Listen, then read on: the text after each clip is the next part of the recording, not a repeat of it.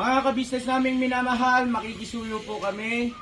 Naglalambing po kami sa inyo.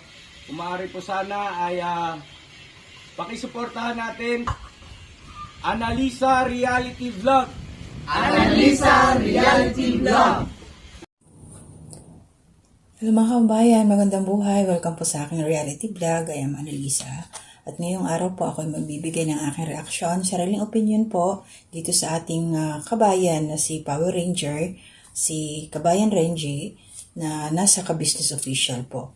At bago ang lahat, bago ko ibigay ang aking opinion dito sa naging reenactment o ginawang teleserye ni ka-business official about sa personal life or experience or yung situation ngayon yung nila Power Ranger at saka yung family niya. Gusto ko lang muna magpasalamat sa lahat na patuloy pong sumusubaybay sa aking channel. Thank you po sa inyo. God bless po at salamat.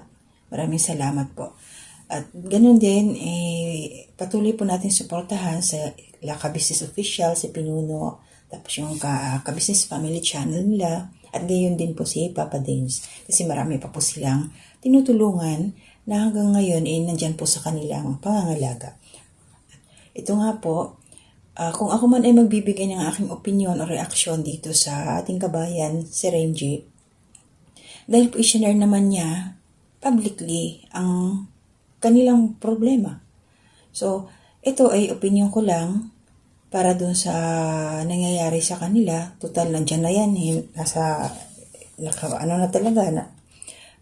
Binidyo na nila, inilabas na, at may pahintulot naman sila ka-business na gawin ito.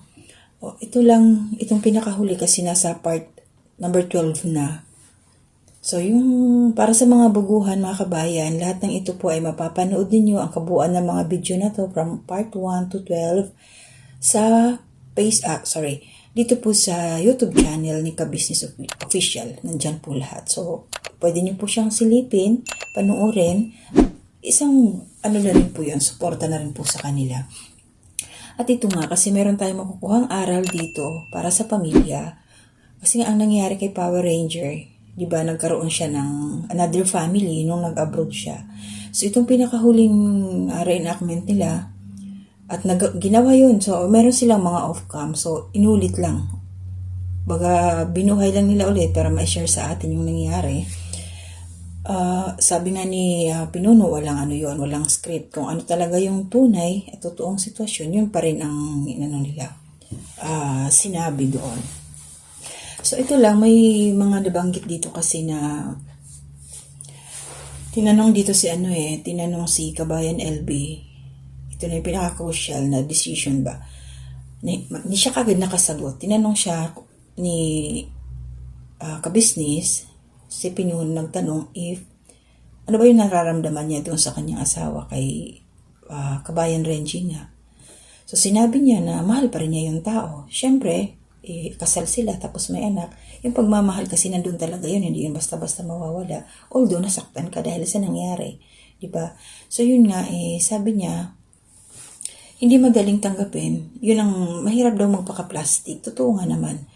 Mahirap yung kasi nga dahil umiyak si Kabayan, nagmamakaawa, lumuhod, ganun na lang, patatawarin na kasi mag-aalala tayo, baka mamaya may gawin sa sarili na hindi maganda. So magiging konsensya pa natin yun. Sana naman wag umabot sa ganun.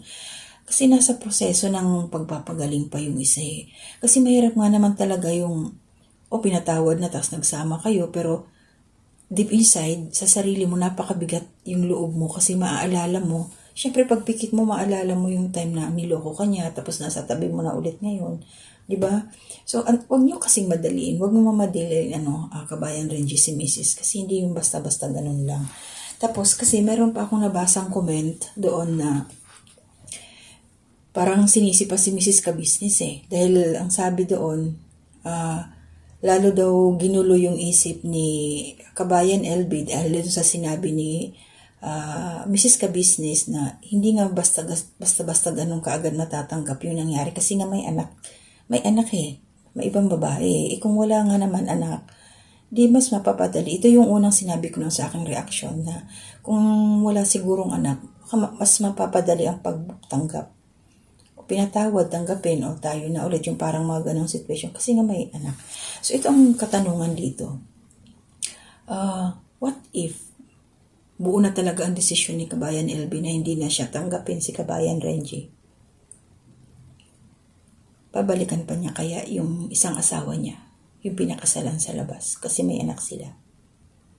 Yun ang tanong, ba? So ano, babalikan mo pa yung Kabayan kung sakaling hindi ka natanggapin ni Mrs., yung legal wife? Saan ka pupunta ngayon? Alangan naman, hindi natin masabi. So, babalikan mo nga ba? Kung sakasakali lang ha. Pero syempre kami inananalangin na maayos talaga kayong yung original wife. Magkabalikan kayo. Pero si Kabayan LB lang talaga ang makakapag-desisyon nun. At isa pa, nabanggit niya doon na kinukonsider din niya talaga yung sa nanay at tatay niya, sa mga kapatid niya, kasi nasaktan talaga sila. Natural sa pamilya, lalo na anak, mahal ka ng pamilya mo, mga kapatid mo, sinaktan ka ng lalaki. Natural, sila yung unang magiging apektado talaga dito. Sila ang unang masasaktan. So isa pa yun siguro sa iniisip ni Kabayan LB na hindi siya basta-basta agad hindi niya basta-basta agad matanggap, kasi iniisip niya, tinitimbang niya yung sitwasyon ba, paano yung mga kapatid niya, yung magulang niya, pag tinanggap niya ulit si Kabayan Renji, parang gano'n na lang diretso. So mahirap talaga ang sobrang komplikado.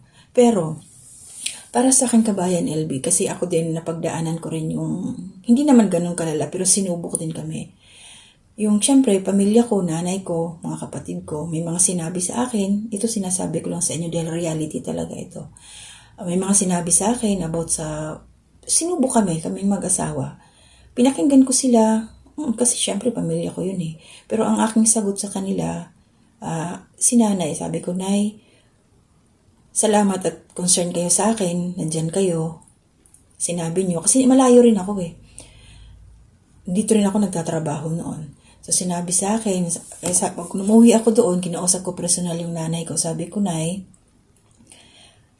kung sakaling hindi ko na kaya, lalapit ako sa inyo, sasabihin ko talaga. Pero sa ngayon, hayaan niyo munang kaming dalawa ang mag-usap. Kasi may mga anak kami. Hanggat kaya ko, kakayanin ko. Ganon ang ginawa ko.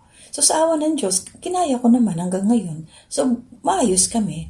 Masaya yung pamilya namin, masaya yung mga anak ko. Tuloy-tuloy sila nag-aaral. So ang ibig kong sabihin doon, Kabayan LB, ikaw talaga ang magdesisyon. Although irespeto natin yung side ng mga magulang, pero kung magbibitaw ka ng desisyon mo, isigurado ka na talaga na kaya mong panindigan na kahit masakit, alang-alang sa pamilya, pero matatanggap mo rin yun, hinay-hinay lang.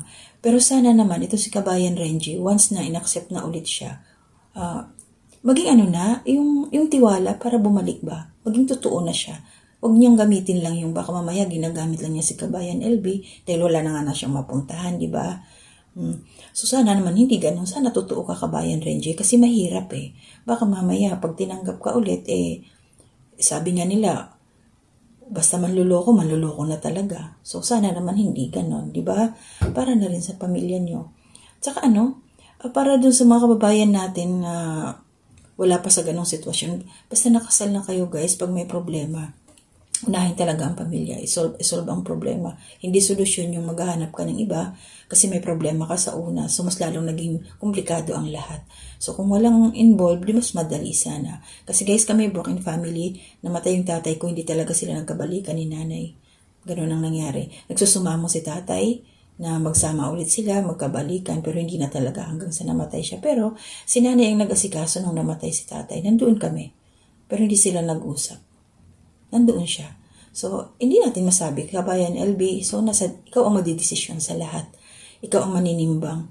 So, nandyan lang yung mga tao sa'yo nakapaligid, magbibigay sa'yo ng mga opinion, kung ano yung, basta ikaw pa rin ang pipili kung ano yung sa tingin mo mas maganda para sa'yo at sa anak mo, sa anak ninyo. Ikaw pa rin ang masusunod doon. So, syempre yung respeto sa magulang, mga kapatid, hindi yun mawawala. Ikaw, Kabayan, ang makikisama kay Kabayan Renji. Kayong dalawa ang magsasama. So, kayong bahala ang magdesisyon doon. So, katulad namin, sakto lang kami nagbibigay ng mga opinion namin. So, kayo ang magtitimbang kasi kayo ang magsasamang dalawa para sa inyong anak. Pero, syempre, may isang taong involved Hindi natin masabi. Yun ang pinakamahirap. Diba? Yun ang pinakamahirap na sitwasyon. Kaya kailangan talaga planchado na lahat, tanggap ng kabila, kami lang. Kasi magulo eh. Yun ang mahirap. Kaya hanggat maaari, mga kababayan, wag nang pumasok sa magulong buhay. Tama na yung isa. Ganun lang.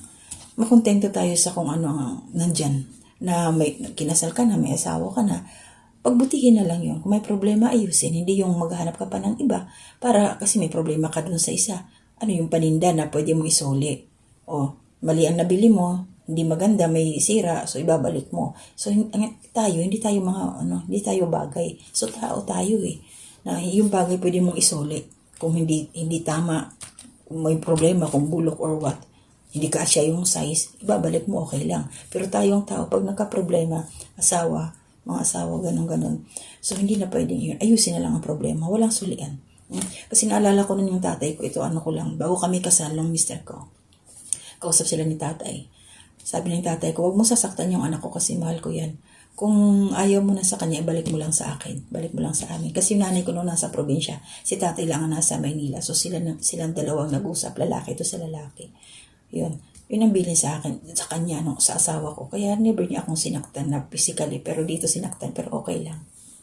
So, wait lang mga kabayan. Maraming salamat po. Sana may natutunan tayo sa buhay ni Kabayan Renji. Panoorin niyo po lahat. Nasa Ka-Business Official po yung buong video niya. Okay? So, maraming salamat po. Gabayan tayo ni Lord. At patuloy ang buhay. Sikap-sikap lang. Magmumura din ang bigas. Bye-bye po.